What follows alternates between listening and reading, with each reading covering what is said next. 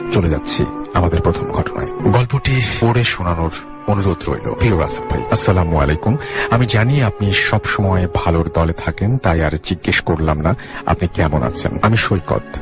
আমি ভূত এফএম এর একজন রেগুলার শ্রোতা। 2016 সাল থেকে আমি ভূত এফএম শুনে আসছি। রেডিওতে গিয়ে গল্প শেয়ার করার খুব ইচ্ছে আমার, কিন্তু কিছু অনিবার্য কারণে আমার সেই সৌভাগ্য হয়ে ওঠেনি। তাই আজ ইমেইলের মাধ্যমেই আপনাদের সাথে আমার জীবনে ঘটে যাওয়া একটি স্মৃতিকাতর ঘটনা শেয়ার করতে চাচ্ছি। আমার হোম টাউন বগুড়ার শিবগঞ্জ উপজেলার বালিকান্দা নামের একটি গ্রামে উন্নত পড়াশোনার জন্য এসএসসি পাশ করার পর বগুড়া শহরের একটি স্বনামধন্য কলেজে ভর্তি হই এবং ব্যক্তি মালিকানাধীন একটি হোস্টেলে থাকি। রোজ বিকেলে আমরা কয়েকজন বন্ধু মিলে হোস্টেলের পাশের ফাঁকা জমিতে ক্রিকেট খেলি। জমিটির পাশে ইটের প্রাচীরে ঘেরা একটি পরিত্যক্ত কবরস্থান অবস্থিত। কবরস্থানটি পরিত্যক্ত হওয়ায় এর পরিবেশ ছিল অনেকটা হরর মুভিতে দেখানো বিভিন্ন কবরের দৃশ্যের মতো। দেখলেই গা শিউরে ওঠে। একদিন হলো কি, ক্রিকেট খেলার সময় বলটি ওই কবরস্থানের ভেতরে চলে গেল। আমরা সবাই মিলে অনেক খোঁজাখুঁজির পরও বলটি পাই না। যখন সবাই চলে আসছিলাম, হঠাৎ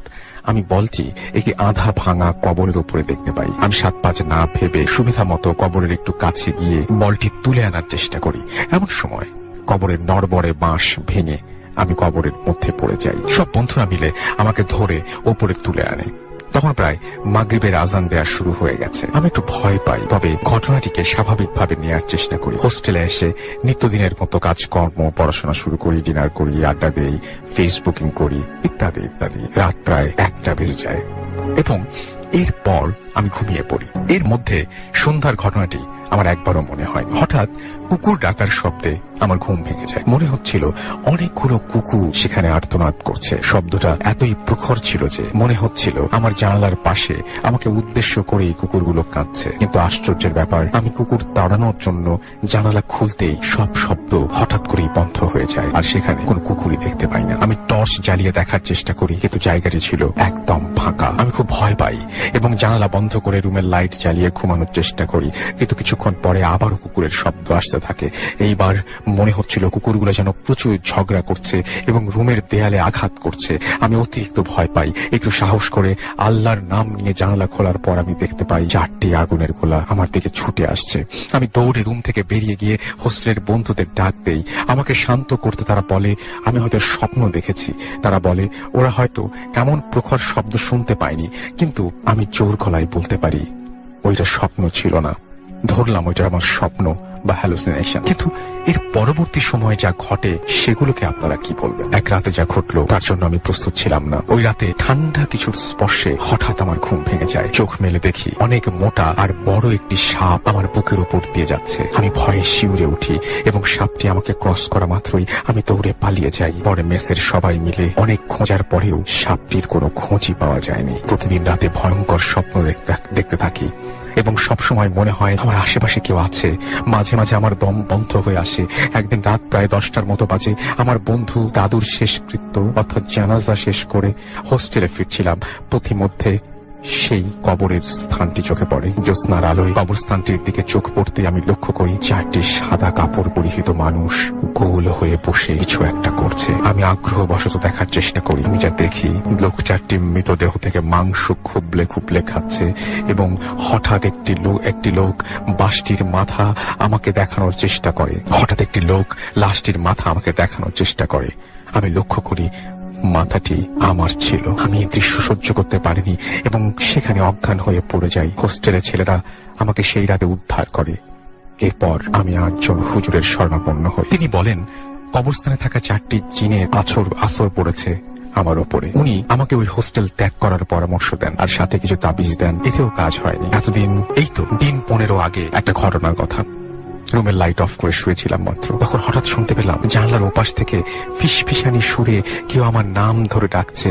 এক পর্যায়ে বিরক্ত হয়ে জানালা খুলে দেখি একটা কুৎসিত কালো রক্তমাখা 4 মুখলা জন্তু, যা দেখে আমার পিলে চমকে যায়। মাঝে মাঝে গভীর রাতে অদ্ভুত বাঁশির সুর শুনতে পাই, যা আমি ছাড়া কেউ শুনতে পায় না। এভাবে প্রতিনিয়ত আমার সাথে বিভিন্ন ভয়ঙ্কর ঘটনা ঘটেই চলেছে। এর থেকে আমি যে কবে পরিত্রাণ পাবো তা আল্লাহই ভালো জানেন। সবাই দোয়া করবেন যাতে আমি এর থেকে খুব তাড়াতাড়ি পরিত্রাণ পাই। ধন্যবাদ আমার এই ঘটনাটি শেয়ার করার জন্য। ভূত এফএম দীর্ঘজীবী হোক। আপনাদের সৈকত, বগুড়া, বৃন্দাবন পাড়া। এরপরে তার ইমেল অ্যাড্রেস এবং ফোন নাম্বার শেয়ার করেছেন। থ্যাংক ইউ সৈকত, আপনাকে আপনার ঘটনার জন্য অনেক ধন্যবাদ। এবং আমরা যারা শুনছি এই মুহূর্তে তারাও যদি কোনোদিন ফিল করি যে আমরা রাতের বেলায় হঠাৎ করে ঘুম ভেঙে গেল আমাদের, আর আমরা দেখলাম যে আমাদের বুকের ওপর একটা সাপ, বা এই যে সমস্ত এক্সপিরিয়েন্স তারা দেখেছেন, তিনি করেছেন, বা যেগুলো জিনিস তিনি দেখেছেন, সেগুলো যদি আমরা কখনো দেখি তাহলে আমাদের অবস্থাটা কি হবে? আমরা প্রত্যেকে যে কেউ যত সাহসী হই না কেন ভয় পাবো, এবং সে বিষয়ে কোনো সন্দেহ নেই। আশা করছি ঘটনাটি আপনাদের অনেক ভালো লেগেছে। ভালো লাগলে অবশ্যই আমাদের ফিরিয়ে নেবেন। এখন চলে যাব আমাদের বাবু ভাইয়ের কাছে এবং তার কাছে একটা চমৎকার ঘটনা শোনাবো। বাবু ভাই, প্রথমে আপনাকে অনেক ধন্যবাদ এবং আশা করছি আপনি সুস্থ আছেন। আপনাকে অনেক ধন্যবাদ স্টুডিওতে আসার জন্য। আপনাকে ধন্যবাদ রাসেল ভাই। আলহামদুলিল্লাহ এখন সুস্থ আছি। স্টুডিওতে আসতেই চাই, যতদিন ভূতের মাঝে আসবো ইনশাআল্লাহ। এই আর কি, এই যা কাহিনীটা রাসেল ভাই আমাকে বলেছে অনিক চট্টোপাধ্যায়, সে কলকাতার ছেলে। ওর প্রথম ইউনিভার্সিটি লাইফের কাহিনী। সে ওই সময়টায় পড়াশোনা করতে যায়, আজ থেকে 5-7 বছর আগে আর কি। আচ্ছা। সে নয়নিতালে পড়াশোনা করতে যায়। আচ্ছা। তো যে জায়গাটা পড়াশোনা করতে যায়, সে বলেছে ওই জায়গাটা বেশ মানে একটু শহর থেকে দূরে, লাইক সাবার্ব টাইপের একটা এলাকা, মানে মুফাসসল শহরটা। আচ্ছা। তো স্পেশালি ওই জায়গায় যাওয়ার কারণ হচ্ছে, যে সাবজেক্টে পড়াশোনা করতে, এটার জন্য নাকি ওই জায়গাটাই ভালো ছিল তার। ও যখন যায় ওখানে যাওয়ার জন্য, সারাদিন আপনার জার্নিতে চলে যায় ওর, এবং ও যখন ওখানে পৌঁছায় তখন প্রায় রাত 8-9টা বাজে, এরকম একটা সময়। তো বাস থেকে নামার পরে ও দেখে যে বেশ জনশূন্য আর কি, কাইন্ড অফ লাইক মানুষজন একদমই নাই বলা চলে। তো হেঁটে হেঁটে আসে, এসে দেখে যে একজন আছে, মানে রাস্তায় মানে মুদি বিক্রেতা, যে চকলেট, সিগারেট এই ধরনের কিছু জিনিস বিক্রি করে। তো তার থেকে এসে সিগারেট কেনে এবং কিছু চকলেট কিনে। কেনার পরে ও জিজ্ঞেস করে যে আমি অমুক জায়গায় যাবো, এখানে কিভাবে কি পাবো, মানে আমার যাতায়াতের জন্য কি আছে, ব্যবস্থা আছে।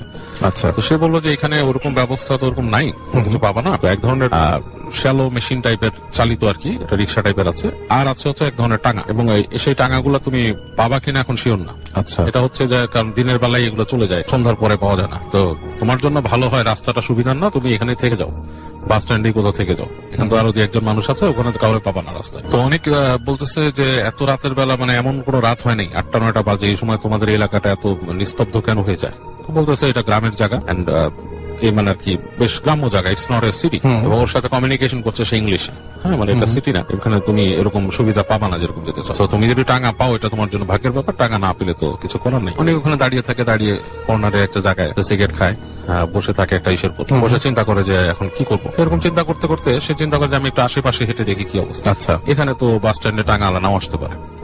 তো ও যেটা করে, ওর হাতের যে একটা লাগেজ ছিল, সেই লাগেজটা হচ্ছে আপনার ট্রলি লাগেজ, টেনে নেয়, ওটা নিয়ে সে হাঁটে। আচ্ছা। তো একটু সামনে যাওয়ার পরে ও হাঁটতে হাঁটতে যে দেখে যে দূরে মনে হচ্ছে ছায়ার মতো কিছু একটা দাঁড়ায় আছে গাছের ইসে, দুই পাশেই গাছ, মাঝখানে মনে করেন যে আলো পড়তেছে, আকাশের আলো কিছুটা, মানে এমন কোন আলো না, মানে অন্ধকারে হালকা গাছের ওই চাঁদের আলোতে জায়গাটা একটু একটু আলোকিত লাগছে। আচ্ছা। এবং বেশ ঠান্ডা পড়ে গেছে তখন জায়গাটাতে, কারণ মানে ওই জায়গাটা মানে প্রধানত হচ্ছে শীতটা বেশি পড়ে, কিন্তু একটু যেহেতু সাবার্ব এলাকা, গাছগাছালি বেশি, শীতটা বেশি পড়ে। তো মানে বেশ টকটক করে কাঁপতে কাঁপতে হেঁটে হেঁটে ছায়ার দিকে যায়, যেখানে কি দাঁড়ায় আছে, ওটা কি মানে মানে কোনো বাসা নাকি, মানে হোয়াট ইজ দিস। তো কাছাকাছি আসতে দেখে সেখানে একটা টাঙা। আচ্ছা। টাঙা গাড়ি, ইটস লাইক ওর যেটা বলছে, এটা মানে পুরা ফুল ফ্রেজ একটা ঘোড়ার গাড়ি না, ঘোড়াই টানে এটাকে, ছোট টাইপের, মানে পিছনে কোচটা হচ্ছে এত ছোট, মানে হাইয়েস্ট একজন ঘোড়া টেনে নিয়ে যাবে এটাকে, কাইন্ড অফ লাইক কলকাতায় একসময় যে আদম গাড়ি, এখন আছে কিনা আমি জানি না, আচ্ছা, ওরকম টাইপের আর কি।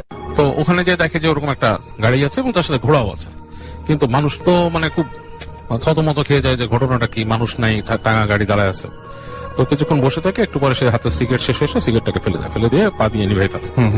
তো সিগারেটটা ফেলে দেওয়ার কিছুক্ষণ পরেই দেখে যে ওইখানে মানে পাশে গাছগাছালি যে জায়গাটা, ওখান থেকে একজন মানুষ বের হয়ে আসছে। বের হয়ে এসে তাকে বলতেছে ওখানকার মানে লোকাল ভাষার সাথে হিন্দি মিশানো, কোথায় যাবো? তো বলে যে আমি তো অমুক জায়গায় যেতে চাই, তো তুমি কি যাবা নাকি? ওরে বলছে যে ব্যাঠো, বসো পিছনে। ও কোনো কথা না বলে সুন্দর মনে করে যে এর থেকে ভালো সুযোগ তো আর নাই, এই বাস স্ট্যান্ডে কিছু নাই, বাস স্ট্যান্ডের আশেপাশে কোনো হোটেলও নাই, কোথাও নাই, ওখানে বসে রাত কাটানো চলে যায়। তো বসে ওর যে ইটা ওই ইসে উঠে বসে তার লাগেজ থেকে খুলে সে পাতলা একটা সোয়েটার সে গায়ে দেয়। আচ্ছা, গায়ে দেওয়ার সময় তার হাতে ওই যে আপনার ছিল একটা ম্যাগাজিনটাও সে বের করে নেয় হাতে, মনে করে যে কোথাও যদি যে সে পড়তে পারে বা কিছু, মানে just to have something in his hand. Okay, এরকম একটা নিয়ে এসে বসে সে ওখান থেকে যাওয়া শুরু করে আর কি, টাঙা চালাচ্ছে।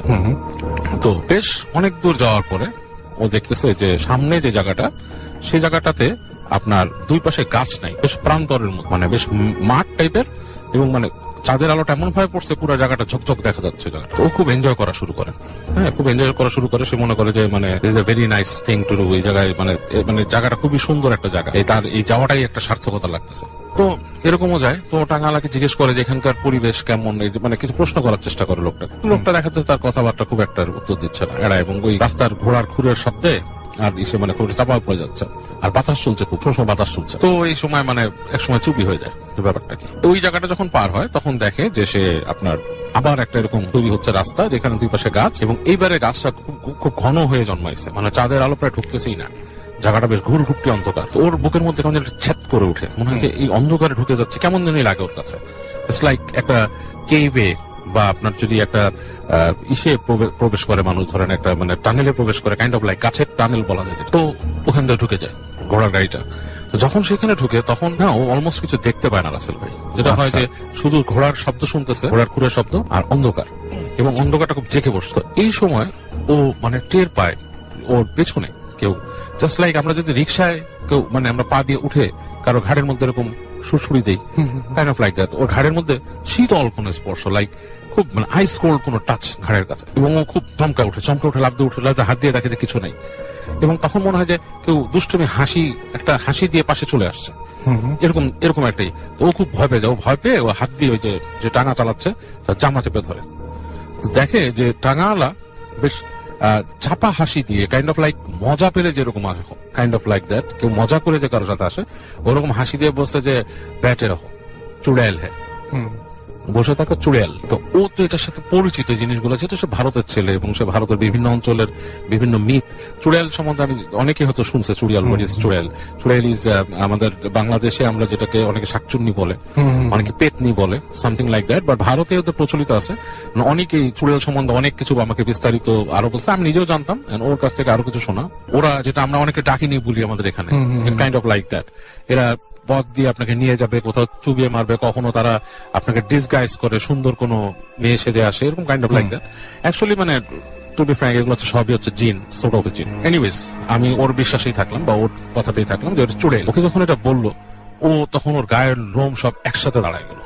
আচ্ছা। এবং মানে ওর মনে হচ্ছে যে আমি এখানে না থাকাটাই বেটার ছিল, মানে কেন আমি এখানে আছি, এরকম একটা বোধ তার মধ্যে আসলো। এবং যখন সে বোধটা পাইছে তখন তার মনে হলো ঠিক তার পাশেই কেউ বসে আছে সিটে, কোন নারী। এবং যতটুকু সে স্পর্শ বুঝতে পারতেছে তার শরীরের সাথে স্পর্শ, মানে তার কাপড়ের প্যান্টের সাথে তারই মনে হচ্ছে একটা বরফের টুকরা তার পাশে বসা।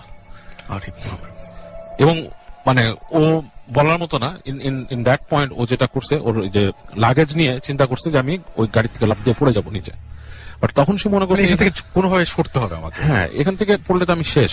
মানে আমার এটা চিন্তা করে সে ওই মানে পড়ার চিন্তাটা মানে লাস্ট মোমেন্টে তার ওই জ্ঞানটুকু রাখছে যে সে ওখানে পড়েনি। সে চিন্তা করতেছে যে এখানে বেরিয়ে যায় কোনো মতে। তো ওই যে গাড়িটা যখন নাকি ঠিক ওই দূরে দেখতেছে লাইট, ওই টানেলের মতো জায়গাটা যখন পার হয়েছে সে তখন ওখান থেকে লাফ দিছে, এবং সে কোনো লাগেজ টাগেজ কিছু ছাড়াই লাফ দিয়ে পড়ছে। ওখানে পড়ে সেই জায়গাটা পড়ছে, দেখছে সামনে ধুধু মাঠ, লাইক প্রান্তরের টাইপের। দৌড়ানো শুরু করছে, দৌড়াচ্ছে। ওর বুঝতে পারতেছে ওর পিছনে কিছু আসতেছে কিনা।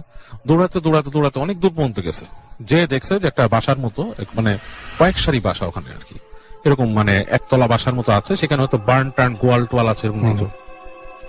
তো ওখানে বাসার সামনে গেছে, তো ফিরে দেখে যে পেছনে একটা নারী মূর্তি আসতেছে। নারী মূর্তি কিভাবে বুঝছে, সে চুল উঠতেছে, চাঁদের আলোয় দেখতেছে, এবং মানে সেটা মানে খুব স্বল্প বসনা উড়ে আসতেছে, এবং মনে হচ্ছে মাটির থেকে, মানে মাটিতে হেঁটে না, মানে মাটিতে বাতাসে সে ভেসে আসছে মাটির কাছাকাছি সময় ধরে। এবং ওর যখন খুব কাছে চলে আসছে তখন সে ওখানে জ্ঞান হারায় ফেলছে, তখন আর তার জ্ঞানটা থাকে না। তো পরবর্তীতে মানে ও জানে না কতক্ষণ সে বেহুশ ছিল। ওর হুশ ফিরে দেখে যে একটা ঘরের মধ্যে সে, এবং সেখানে আপনার এই চলতেছে, বাতি জ্বলতেছে কম পাওয়ারের, একটা লোক, তার সাথে একটা মহিলা, তারা, এবং সে মহিলাকে দেখেও ভয় পাওয়া শুরু করছে, প্রচন্ড ভয় পাচ্ছে। তখন তাকে বলতে, কি হয়েছে তোমার, জিজ্ঞেস করতেছে। বলতেছে যে আমি তো আসছি, আমি বাইরের থেকে আসছি, ক্যালকাটা থেকে আসছি, এখানে এরকম সিচুয়েশন, কিছু বলতে পারছে আর কি। তখন তাকে বলছে যে এটা কিছু না, এখানকার রাস্তাঘাটে রাতের বেলা এরকম অনেক কিছু দেখা যায়, সো তুমি চিন্তা করো না, তুমি এখানে আসো আমাদের বাসায়টা, তুমি থাকো, তারপর তোমাকে সকালে আমরা পৌঁছায় তার ব্যবস্থা করবো। তো অনেকের রাতে খুব জ্বর আসে, মারাত্মক আকাশ পাতাল জ্বর, এবং সে তখন শুধু কষ্ট করে মানে বোঝাতে সক্ষম হয় ওদেরকে যে আমি যে কলেজে বা ইউনিভার্সিটি আসছি ওখানে একটু খবর দেন, ওখানকার কেউ এসে আমাকে নিয়ে যাবে, এবং আলটিমেটলি তারা এসে ওকে নিয়ে যায়। এবং ও ওখানে পরে ছিল বহুত দিন, ওখানে সে গ্রাজুয়েশনটা কমপ্লিট করছে খানিক। এবং ওই এলাকাতে এই ধরনের প্রচুর আরো মিথ আছে এবং আরো এই ধরনের কিছু কিছু কাহিনী আছে। সে বলছে যে he can send me over letter on ওখানকার ঘটনা আরো যেগুলো আছে, সেটা মানে এই সাবার্ব এলাকা, কিছুটা পাহাড়ি টাইপের এলাকা হতে নাকি এই ধরনের জিনিস অনেক বেশি দেখে। আর এই চুড়েল টাইপের ব্যাপারটা কিন্তু রাসেল ভাই আমি এর আগে অনেকের কাছে শুনেছি, একটা পার্সোনাল এক্সপিরিয়েন্স, যে আমি শুনেছি যে আমার নানারা একসময় পাকিস্তানে থাকতো যখন দেশ ছিল বিভাগের আগে, তখন ওনারা শুনেছিল যে ওনার এক ফ্রেন্ড এরকম একদম ফার্স্ট হ্যান্ড এক্সপিরিয়েন্স, আমার নানার বন্ধু, আমার নানা মারা গেছে এখন, বাট ওনার এক বন্ধুর কথা বলছি, যে উনি গাড়ি দিয়ে আসছিলেন এবং উনি দেখেছেন যে ঠিক আপনার গাড়ির সামনে একটা মহিলা দাঁড়িয়ে আছে, এবং ঠিক আমরা যেমন হিন্দি মুভি বা কোনোটাতে শুনি যে লাইক কালো কাপড় পরা বা সাদা কাপড় পরা, কাপড়ের কালারটা আমার ঠিক মনে নাই, বাট এখনো মনে আছে, বলছে যে দাঁড়িয়ে ছিল এরকম, এবং উনি ওখানে থামান নাই গাড়িটা, উনি চালায় গেছেন গাড়ি। আচ্ছা, উনি চালায় যাওয়ার পর যেটা হয়েছে, গাড়ি ভেদ করে উনি চলে গেছে। মহিলাটার মুখটা মনে হলো উইন্ডশিল্ডের মধ্যে এসে একটা হাসি দিয়ে পার হয়ে গেছে, এবং উনিকে যখন পার হয়ে গেছে তখন ওনাকে নাকি বলছে যে তুই তোর গাড়িতে থাকাতে বেঁচে গেলি, এরকম আর কি এখানকার ভাষায়। তো কারণ হচ্ছে ওনার গাড়ির যে রিয়ার ভিউ মিরর, ওখানে উনি একটা ছোট্ট কোরআন শরীফ ঝুলা রাখতো। তো আচ্ছা আচ্ছা আচ্ছা আচ্ছা, হ্যাঁ, এটা কিন্তু অনেক আগে পাকিস্তান আমলের একটা ঘটনা। তো এই ধরনের জিনিস ভারত পাকিস্তানের বিস্তীর্ণ অঞ্চলগুলোতে কিন্তু অনেকেই দেখে, চুড়েল বা ডাকিনি যেটাকে বলে। Thank you so much, thank you চমৎকার ঘটনা দিয়ে আমরা শুরু করলাম আজকে। একটা খবর এই মুহূর্তে আপনাদের জানিয়ে দিতে চাই, আজকে তো আমরা কোনো ব্রেক নিচ্ছি না, একটা না করে যাব আশা করছি। আমরা চলে যাবো আমাদের পরবর্তী ঘটনায়। আমাদের একজন অতিথি এখানে আছেন, আপনার নামটা প্লিজ একটু বলবেন, আপনি কোথা থেকে এসেছেন তাই সেটা বলবেন, এবং চমৎকার একটা ঘটনা নিয়ে তিনি এসেছেন। এবং আজকে তিনি আমাকে অনেকবারই বাবু ভাইয়ের কথা জিজ্ঞেস করেছেন, আজকে দুজনের একসাথে দেখা হয়ে গেল এবং একসাথে একই সাথে তারা দুজন বসে আছেন। তো আপনার নামটা প্লিজ একটু বলবেন, কোথা থেকে এসেছেন, তারপরে আপনার ঘটনায় যাবো। থ্যাংক ইউ রাসেল ভাই, আমি সোহাগ, জি, রাজশাহী থেকে, এখন মিরপুর একে থাকি আমি। জি। ধন্যবাদ লিসনার্স। আমি যে ঘটনাটা বলবো তার আগে একটু শুধুমাত্র কিছু কথা বলে নিতে চাই। রাসেল ভাই, আপনাদের যে অনেকদিন আগে একটা এপিসোড হয়েছিল, এই এপিসোডটাতে আপনার একটা এপিসোডে প্রচার করেছিলেন যে কোন একটা ছেলে 2008 সালে 25 ডিসেম্বর রাত্রে সে দুটা কয়েন নিয়ে উধাও হয়ে যায়। কয়েনগুলো অনেক পুরনো ছিল। আবার একই দিনে 25 ডিসেম্বর রাত্রে 2009 সালে সে আবার তার ঠিক ওই জায়গায় ওই সময়টাতে ফেরত আসে। এই যে এই বিষয়টা হচ্ছে কি যে উধাও হয়ে গেল আবার ফেরত আসলো। এই একটা বছরে তার বাবা মা অনেক পেপার পত্রিকা বা অনেক খোঁজাখুঁজি করেছে। জাস্ট এটা ছিল একটা ঘটনা, এটা তখনকার সময় একটা ঘটনা ছিল, এটা আমরা রেডিও ফুর্তিতে শুনেছি। বাট আমি যে ঘটনাটা বলবো সেটা হচ্ছে সিলেটের। লাস্ট ফ্রাইডেতে আমি হচ্ছে যে সিলেটে গিয়েছিলাম কোন একটা কাজে, অফিসিয়াল কাজে। দেন আমি খুব পাশাপাশি হচ্ছে চা বাগান থাকার কারণে আমি ওখানে চলে যাই চা বাগান দেখার জন্য। দেন আমি যখন চা বাগানে যে পৌঁছাই তখন ওখানে যে কেয়ারটেকার থাকে, কেয়ারটেকারকে সাথে নিয়ে আমি চা বাগানের মধ্যে ঢুকি। যখন চা বাগানে ঘুরছিলাম, ঘুরতে ঘুরতে ওই টিলাগুলোর উপরে যখন উঠি তখন ওই কেয়ারটেকারকে আমি একটা সময় যাওয়ার পরে জিজ্ঞেস করছিলাম যে আঙ্কেল, আপনারা যে এই চা বাগানে ঘুরেন তো কখনো কি এরকম ভৌতিক কোনো জিনিস আপনাদের সামনে আসে কিনা? তখন তিনি বলছিলেন যে হ্যাঁ এরকম হয়, এরকমই একটা ঘটনা, তাহলে আপনাকে আমি শোনাই। তো উনি আমাকে বলছিল এই ঘটনাটা হচ্ছে 1991 সালের একটা ঘটনা। আমরা এই জিনিসটা জানি যে চা বাগানে যারা চা তুলেন যারা, এরা কিন্তু অনেক হচ্ছে কি যে মানে নিচু শ্রেণীর বলতে কি যে সনাতন ধর্মাবলম্বী এরকম ধর্মের হয়ে থাকেন। তো এদের মধ্যে একজন লোক ছিলেন, উনি হচ্ছে মুসলমান ধর্মাবলম্বী, ওনার নাম ছিল হচ্ছে সুরুজ আলী। ওনার ফ্যামিলিতে ছিল হচ্ছে মানে যারা কাজ করেন তারা অত্যন্ত মানে খুব দরিদ্র হয়ে থাকেন, দরিদ্র ঘরের লোক ছিলেন। তো ওই সুরুজ আলীর এক ছেলে এক মেয়ে। তো মেয়ে 12-14 বছর বয়সী একটা মেয়ে, আর সেই ছেলেটা হচ্ছে ছোট ছেলে। তো সুরুজ আলী এবং তার স্ত্রী দুইজন একসাথে হচ্ছে কি যে ইয়েতে চলে যায়, চা তুলতে চলে যায়। প্রত্যেক দিনই 2 শিফটে চা তুলেন, সকাল 6টা থেকে অলমোস্ট 12টা পর্যন্ত, আবার এদিকে দুপুরের খাবারের পরে মোটামুটি 2টা থেকে একেবারে সন্ধ্যা 6টা পর্যন্ত। যদি শীতের দিন হয় তাহলে আরো আগে চলে আসেন। তো এইভাবে চা তুলেন। তো যাচ্ছিল দিন, এভাবেই যাচ্ছিল। তো সুরুজ আলীর সাথে সুরুজ আলীর স্ত্রীও যখন চলে যায়, মাঝে মাঝে সুরুজ আলীর যে মেয়ে উনিও চলে যান চা তুলতে। এটা তাদের একটা সংস্কৃতি বলা চলে যে বংশ পরম্পরায় চা তুলতেই হয়। তো উনিও চলে যান। এরকম যখন চা তুলতে চলে যান, একদিনকে বাসায় সুরুজ আলীর মেয়ে আর সুরজালির ছেলে একাই ছিলেন। তো প্রায় প্রায়ই দেখা যেত যে ওদের বাড়ির দরজায় নক হচ্ছে, অ্যাজ লাইক টিক টিক করে নক করছে, করার পরে বলছে সুরজ মিয়া চলো যাই, চা তুলতে যাই। তো এরকম বলে কি যে ওই সুরজালির মেয়ে তখন দরজা খুলে বলে যে বাবা তো চলে গেছে, কিন্তু দরজা খুলে কাউকে দেখতে পায় না। আচ্ছা, এরকম 2-3 দিন যখন হওয়ার পরে তখন ওই মেয়েটা ওনার মাকে বলছে, আমা দেখো যে প্রত্যেক দিনই তোমরা চলে যাওয়ার পরে এরকম ডাক দেয় আর হচ্ছে কি যে কাউকে দেখতে পায় না। তো উনার মা বলে কি যে এটা কোনো কিছু না, হয়তো বা কেউ মানে একটু মস্করা করে এই জিনিসটা করছে। দেন একদিনকে কি হয়েছে যে সুরজালি এবং সুরজালির স্ত্রী চা তুলতে চলে গেছে, অ্যাজ লাইক 1:45টার দিকে, দুপুরবেলা, একেবারে সানি রে দুপুরবেলা 1:45টার দিকে সুরজালির মেয়ে উনিও চলে গেছে চা তুলতে। চা তুলতে যাওয়ার সময় তখন বলছে কি যে উনি যখন আস্তে আস্তে চা তুলতে, আমরা তো জানি চা বাগানটা টিলার মধ্যে হয়, আস্তে আস্তে উপরে উঠে যায়। তো সুরজালির মেয়ে চা তুলতে তুলতে একটা সময় মাঝামাঝি টিলাতে যখন গেছে তখন তিনি দেখছে কি যে ওনার সাথে আরো অনেকেই চা তুলছে, অনেকজন চা তুলছে, একসাথে চা তুলছে। দেন মনোযোগ সহকারে সে চা তুলছে, চা তুলতে তুলতে একটা সময় সে টপ অফ দি হিল, একেবারে মানে ওই টিলাটার একেবারে উপরে চূড়ায় উঠে যায়। উঠে যাওয়ার পরে ওর গোটা শরীরে একটা ফ্লো, একটা গরম উইন্ড, একটা ফ্লো জোরে এসে ধাক্কা দেয়। ধাক্কা দেওয়ার সাথে সাথে তার চোখ সব বন্ধ হয়ে যায়, চোখ জ্বলা শুরু করে। তখন চোখ জ্বলা শুরু করে যখন তোর চোখ বন্ধ হয়ে যায় তখন সে হালকা করে তাকায়, দেখে যে তার সাথে যারা ছিলেন, চা বাগানে যতগুলো লোক ছিল চা তুলছিল, তারা একজনও নাই। তারপরে তার চোখটা আবার বন্ধ হয়ে যায়, মানে খুব বেশি জোর ছিল। তখন সে চোখটা খোলার পরে, খুব কষ্ট করে যখন চোখটা খুলেন, তখন দেখেন কি তার সামনে একটা শেপ দাঁড়িয়ে আছে, খুব কালো, কুচকুচা কালো একটা শেপ। সেই শেপটা এমন একটা শেপ যেটা একটা কাঠের উপরে একটা মানুষের ছায়া দিয়ে কাঠটাকে যদি কাটা হয়, একটা মানুষের ছায়া দিয়ে যদি কাঠটাকে কাটা হয়, তাহলে ওই যে শেপটা, কিন্তু মুখ বা চেহারা অ্যাজ লাইক এস ফেস কোনো কিছুই নাই, একটা প্লেন ফেস, কাটআউটের মতো। হ্যাঁ, কার্টুনের মতো। তার মধ্যে কোনো চোখ নাই, নাক নাই, মুখ নাই, নাথিং ইজ। দেন কিন্তু ওখানে একটা বিষয় ওই মেয়েটা মানে লক্ষ্য করছিল এইভাবে যে তার সে কুচকুচা অবয়বের মধ্যে অনেক লোম ছিল, যে লোমগুলা খাড়া খাড়া ছিল, কালো লোম ছিল, কিন্তু ওই লোম গুলানের মাথায় একটা করে চা পাতা ছিল, মানে চায়ের কচি পাতা যেটাকে বলে, কুশি পাতা, সেই পাতা একটা করে চা পাতা ছিল। এটা দেখার পরে সে মেয়েটা খুব জোরে চিৎকার করে বসে। চিৎকার করার পরে সেই সময়টা ছিল অলমোস্ট, সে বাড়াই ছিল কয়টা, 1:45টার দিকে, কিন্তু ওই মেয়েটা পৌঁছাইছে যখন চিৎকার করছে ঠিক মাগরিবের 10 মিনিট কি 15 মিনিট আগে।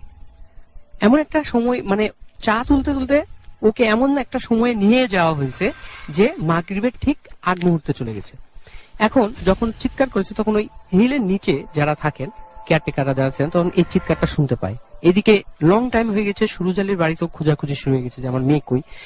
এদিকে যখন চিৎকার শুরু হয়েছে, খুঁজতে খুঁজতে খুঁজতে অলমোস্ট 9টা বেজে গেছে, 9টা পৌনে 10টা বেজে গেছে, 9:30 পৌনে 10টা বেজে গেছে। দেন ওই কেয়ারটেকাররা সুরজালির মেয়েকে পায়। মেয়েকে পাওয়ার পরে যখন মেয়ে সেন্সলেস অবস্থায় পায়, মেয়েকে তুলে নিয়ে আসার পরে, মেয়েকে যখন বাসায় নিয়ে আসে, যখন মেয়ের সেন্সটা ফিরে আসে, তখন সে অনেক মানে ভীত থাকে, ভয় পায় যে আমি উনি যেদিকেই তাকাচ্ছিল ওই ফেসটাই শুধু দেখতে পাচ্ছিলেন। তার মা কি, তার বাবা কি, কিচ্ছু না, শুধু ওই ফেসটা দেখতে পাচ্ছে। এটার পরে তার মানে একটু অসুস্থ হয়ে পড়ে, তখন তাকে একটা হুজুরের কাছে নিয়ে যায়, সুরজালি একটা হুজুরের কাছে নিয়ে যায়।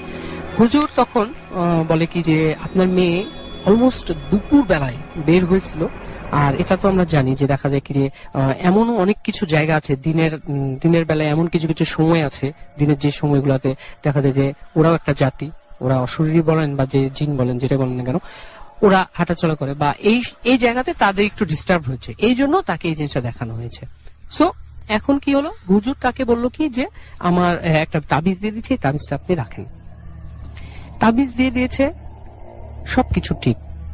মাঝখানে 4টা বছর কেটে গেছে, কিচ্ছু হয়নি, সব নর্মাল। সবাই বলে কি যে সুরজালির মেয়ে একেবারে ফ্রেশ, ঠিক আছে, সবকিছু ঠিক হয়ে গেছে। এরপরে একদিন হঠাৎ করে দেখে কি সুরজালির মেয়ে, তার হাতে ওই তাবিজটা নাই। তাবিজটা কোথায় ছিঁড়ে পড়ে গেছে, সুরজালির মেয়ের মানে খেয়াল নাই। সুরুজ আলীর মেয়ে বলছে যে আম্মু দেখো আমার হাতে কিন্তু এই তাবিজটা নাই। আর মা বলছে 4টা বছর কেটে গেছে, এটা অ্যাজ ইউজুয়াল কোনো কিছুই না, এটা আর কিছুই হবে। তখন বললো কি, তখন এইভাবে চলতে চলতে একদিনকে কি হলো যে সুরুজ আলীর মা সুরুজ আলীর স্ত্রী আর সুরুজ আলী চা তুলতে চলে গেছে। সেই দিনও একই ভাবে ওই মেয়ে চা তুলতে বের হয়ে গেছে। বের হয়ে যেতে যেতে 4 বছর আগে যে ঘটনাটা ঘটেছিল একইভাবে 4 বছর পরে যে ঘটনাটা ঘটলো, যে সে আবারও টপ অব দি হিল, ওই হিলের একেবারে চূড়ায় উঠে যে ঠিক একইভাবে তাকে ওয়ার্মি উইন্ড তার গায়ে লাগে। লাগার পরে তার চোখগুলো একেবারে মানে আবার জ্বলা শুরু হয়। যখন জ্বলা শুরু হয় তখন এই জিনিসটা ও বুঝতে পারে। তখন সে আবার চিৎকার করে।